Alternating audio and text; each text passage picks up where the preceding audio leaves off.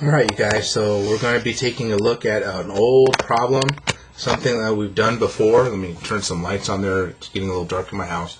Alright, we're going to be revisiting rate of work problems. Alright, so let's basically just recall, right, we had a formula for rate of work problems.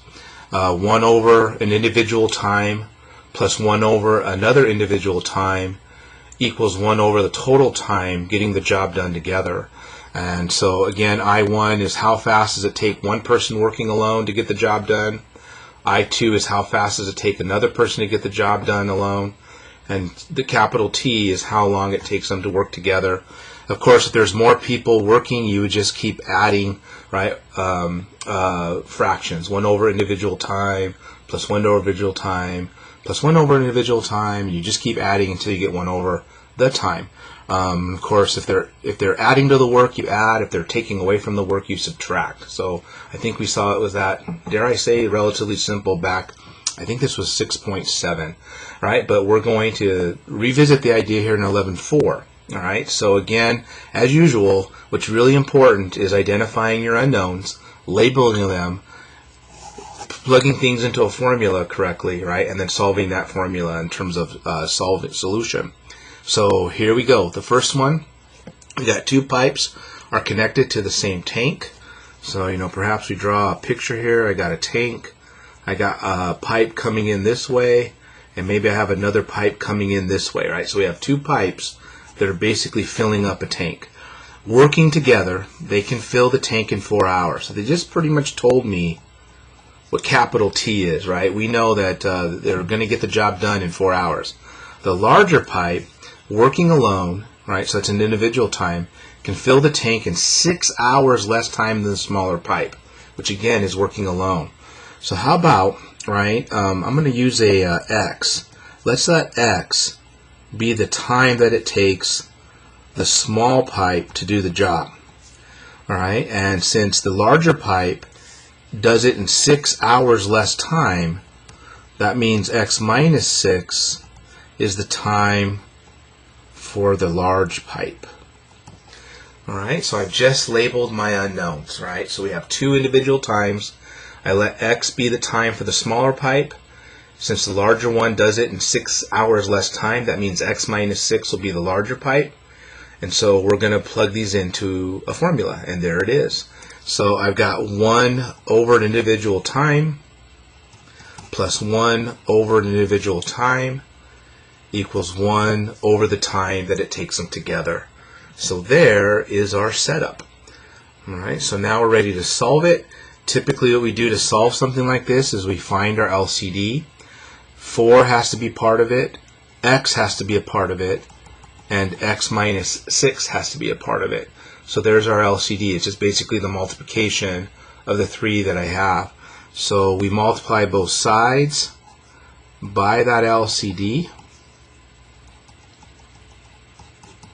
Alright, and over here the x's will cancel out, leaving us with 4 and x minus 6 plus, if we distribute, the x minus 6's will cancel out, leaving us with 4x. And over here the 4's will cancel out, leaving us with x and x minus 6. So there's the first move in terms of solving this equation, which is to clear the fractions. Moving some or combining like terms and simplifying, right? Over here we distribute. Over here we distribute. And combining like terms, what we see is we essentially have a quadratic equation in terms of x. So classic way to solve that quadratic is to get everything over to one side, set it equal to 0, and we end up with x squared. That looks like it's going to be a minus 14x and then plus 24. So classic way is to factor it. I think this does factor. I think if we go x minus 12 and x minus 2, we get the job done, right? X times x is x squared. Negative 12 times negative 2 is positive 24. A negative 12x and a negative 2x gives us negative 14x. So this basically tells us that one of these guys is the answer. So x is either 12 or x is equal to 2. All right, now remember what these represent are the time for the small pipe. So the small pipe is either working 12 hours or it's either working 2 hours according to our math. However, to do the larger pipe, right, the larger pipe is doing it in 6 hours less time. So that means the larger pipe is either doing 12 minus 6 or 2 minus 6. And this results in -4, and that results in +6. This makes no sense, right? We can't have a negative time frame. So that means that as far as our work is concerned, that answer is extraneous.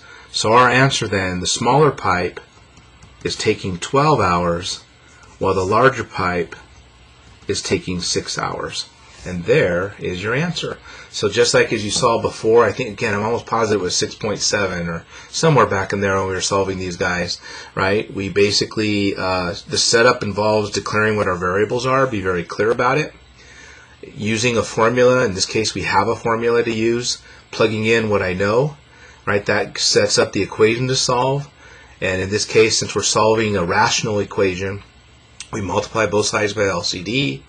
In this case, it results in a quadratic. We use quadratic ways to solve it, and then we have to make sense of our answers. And in this case, one of our answers was extraneous, whereas one of our answers, the 12, actually made some sense. All right, so there's basically a rehash of a lot of things. Our rate of work formula, setting up a word problem, solving a rational equation, solving a quadratic equation, making sense of the answers that we've got. So lots of moving parts. Make sure you're practicing and asking any questions if you got them. Right? I've already gone into this almost 7 minutes, so how about I start fresh and we'll do the next word problem together in a new video.